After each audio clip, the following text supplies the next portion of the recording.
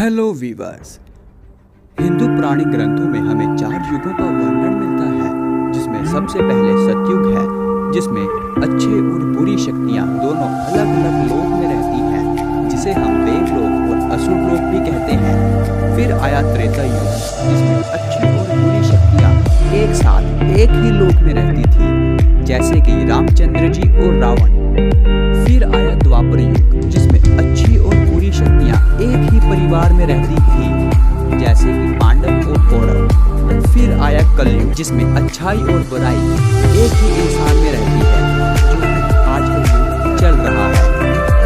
आज मैं आपको द्वापर युग की उस महान गाथा के बारे में बताऊंगा, जिस पर यह द्वापर युग आधारित है, जिसे हम महाभारत भी कहते हैं। महाभारत जैसे महान युद्ध से हमें श्री कृष्ण का अमूल्य ज्ञान, गीता ज्ञान भी मिला था।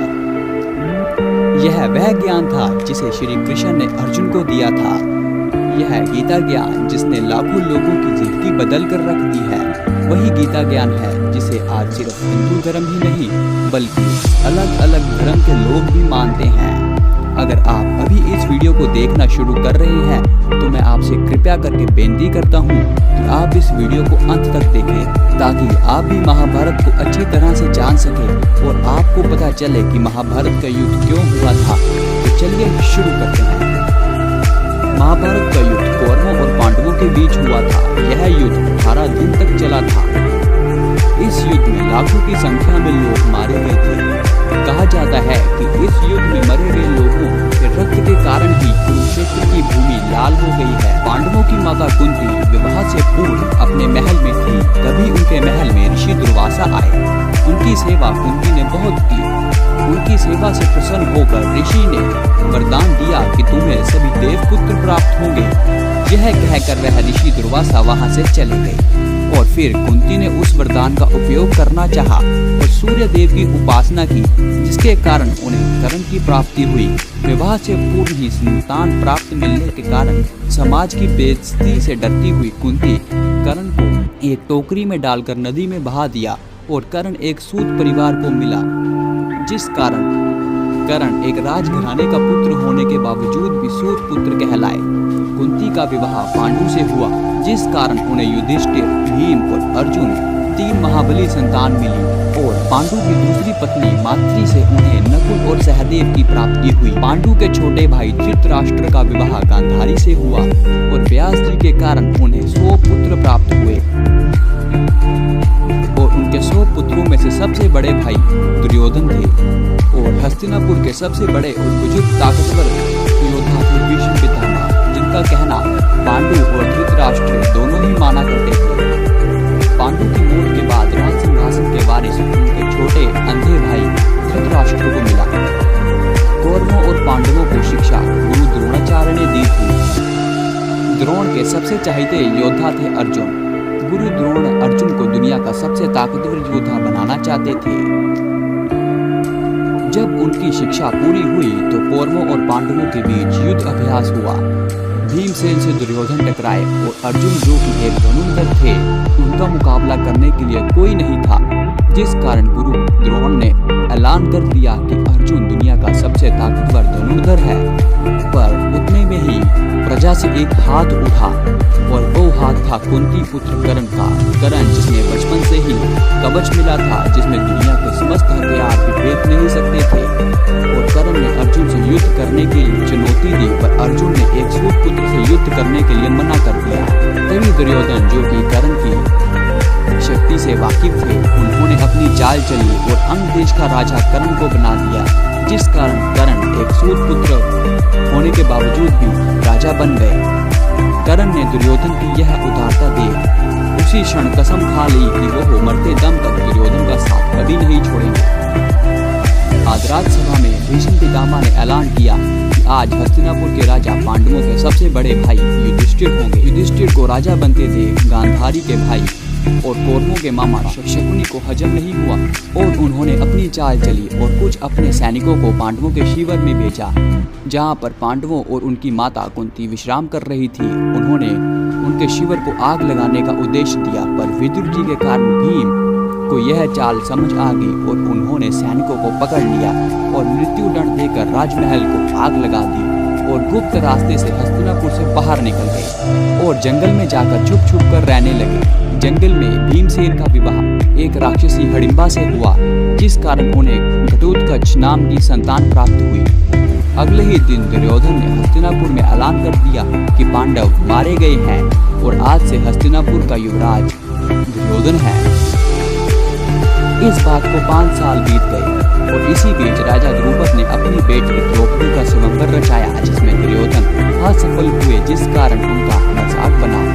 और उसी स्वयंवर में पांडव, जो कि जंगल में छुप छुप कर रह रहे थे, वो सबके सामने आए और मछली की आंख भेद कर द्रौपदी से विवाह रचा लिया और द्रौपदी से पांडवों को 5 पुत्र की प्राप्ति हुई। जब सबको पता चला कि पांडु पुत्र जिंदा है तो वह हस्तिनापुर वापस गए और अपना राज सिंहासन मांगने लगे। भीष्म पितामह ने धृतराष्ट्र से सलाह की कि वह राज सिंहासन को बराबर बराबर कौरवों और पांडवों के बीच बांट दे ताकि उन दोनों में लड़ाई ना हो। शकुनी मामा ने वहां भी चाल चली और बंजर जमीन जो कि पांडव प्रस्थ की थी वह पांडवों को दे दी और हस्तिनापुर पर आप राज करने लगे। पर पांडवों ने इंद्रदेव की तपस्या की और विश्वकर्मा जी की मदद से बंजर जमीन को उपजाऊ बना दिया और वहां अपना महल बनाकर वहां रहने लगे। और फिर उन्होंने खांडव प्रस्थ का नाम इंद्रप्रस्थ कर दिया। दुर्योधन को जब इस बात का पता चला तो वह इंद्रप्रस्थ को देखने गए, जहां द्रौपदी ने उनकी अंधे का पुत्र अंधा कहकर बेइज्जती की, जिस कारण उन्हें बहुत गुस्सा आया। दुर्योधन के बदले की आग तो तब जली जब कृष्ण ने अपनी बहन सुभद्रा का विवाह दुर्योधन की जगह अर्जुन से करा दिया। अर्जुन और सुभद्रा के मेल से अभिमन्यु नाम की संतान पैदा हुई, जिसका लालन पोषण कृष्ण ने किया और उन्हें युद्ध कला भी श्री कृष्ण ने ही सिखाई। दुर्योधन पांडवों और द्रौपदी से बदला लेना चाहते थे, जिस कारण शकुनी मामा और दुर्योधन ने युधिष्ठिर समेत पांडवों को जुआ खेलने के लिए बुलाया। जुए में कौरव जीत गए और पांडव अपना राज सिंहासन हार गए। राज वापस लेने के लिए पांडवों ने द्रौपदी को दांव पर लगा दिया और वह द्रौपदी को भी हार गए। भरी सभा में दुर्योधन और दुशासन ने द्रौपदी के वस्त्र हरण करने की कोशिश की, पर श्री कृष्ण ने द्रौपदी की इज्जत बचा ली और द्रौपदी ने समस्त सभा के सामने प्रण लिया कि जब तक वह दुशासन के रक्त से अपने बाल नहीं धो लेंगी तब तक वह अपने बाल नहीं बांधेंगी। पांडवों को कौरव ने दंड दे दिया। इस दंड में उन्हें 13 साल का वनवास और 1 साल का अज्ञातवास मिल गया, जिसे उन्हें स्वीकार करना ही पड़ा। वनवास के दौरान पांडव कौरवों से बदला लेने के लिए रणनीति बनाने लगे और अपनी युद्ध कला को बढ़ाने लगे। युद्ध कला बढ़ाने में उनकी मदद श्री हनुमान जी और शिव जी ने की। वनवास और अज्ञातवास भोगने के बाद वो जब वापस हस्तिनापुर अपना राज सिंहासन लेने गए तो दुर्योधन ने राज वापस करने से मना कर दिया और तभी पांडवों के दूत श्री कृष्ण ने युद्ध का ऐलान कर दिया। समस्त हस्तिनापुर 2 गुटों में बट गया। एक पांडु पुत्र के गुट था और दूसरा कौरवों का गुट था।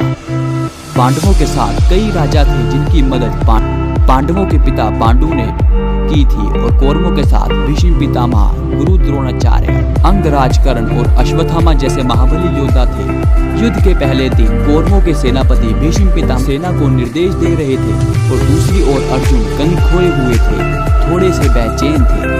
कृष्ण के पूछने पर उन्होंने जवाब दिया कि उनके सामने खड़े दुश्मन उनके दुश्मन नहीं हैं, बल्कि उन्हीं के ही भाई और सगे संबंधी हैं। वह उनके खिलाफ हथियार कैसे उठा सकते हैं? तब श्री कृष्ण ने उनका नेतृत्व किया। उन्होंने अपने विकराल रूप के दर्शन करवाए, उन्हें वह ज्ञान दिया जिसे आज हम गीता ज्ञान के नाम से जानते हैं। वही गीता ज्ञान जो अर्जुन के पास था और कौरवों के पास नहीं था, जिस कारण कौरवों की हार हुई और पांडवों की जीत। क्या आप जानना चाहते हैं कि वह ज्ञान कौन सा ज्ञान था? तो मैं आपको बता दूं, वह ज्ञान था धर्म और अधर्म का ज्ञान, अच्छाई और बुराई का ज्ञान, सच और झूठ का ज्ञान। गीता ज्ञान प्राप्त कर अर्जुन ने शस्त्र उठाए और युद्ध शुरू हो गया। 18 दिन तक चले इस घमासान युद्ध के 9 दिन बीत गए थे, पर कुछ खास हासिल नहीं हुआ था। जो हुआ था वह कई सैनिकों की मौत हुई थी। युद्ध के 10वें दिन भीष्म पितामह को शिखंडी और पांडवों ने मिलकर मृत्यु के मोड़ पर लटा दिया, मतलब उन्हें शीर्ष पर लटा दिया।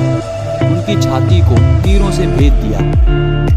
12वें दिन कौरवों ने घटोत्कच को मारकर भीष्म पितामह की मौत का बदला लिया। 13वें दिन अर्जुन और सुभद्रा के पुत्र अभिमन्यु को मृत्यु प्राप्त हुई और मृत्यु प्राप्त करते करते भी अभिमन्यु अपना नाम एक महाबली योद्धा में दर्ज करा। अभिमन्यु की मौत का बदला लेने के लिए अर्जुन ने 14वें दिन जगारथ को मृत्यु दंड दिया। युद्ध के 15वें दिन गुरु द्रोणाचार्य को मृत्यु प्राप्त हुई। 16वें दिन भीम ने द्रौपदी का प्रण पूरा करने के लिए दुशासन को मारा। उसकी छाती के रक्त से द्रौपदी के बाल धोए।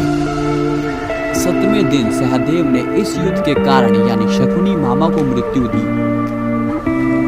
इन 17 दिन तक भीम ने कौरवों के 99 भाइयों को मार दिया था और आखिर में 18वें दिन भीम ने दुर्योधन को भी मार दिया और इसी की मौत के साथ हस्तिनापुर में पुनः धर्म राज्य शुरू हो गया था। दोस्तों, महाभारत एक बहुत बड़ा काव्य है। इसमें 1,10,000 श्लोक हैं। यह एक छोटी सी स्टोरी है जिसे आप अपने बच्चों, अपने भाई बहन, अपने सगे संबंधियों को शेयर कर सकते हैं, जिस कारण वह भी जान सकें कि महाभारत का युद्ध क्या हुआ था और किस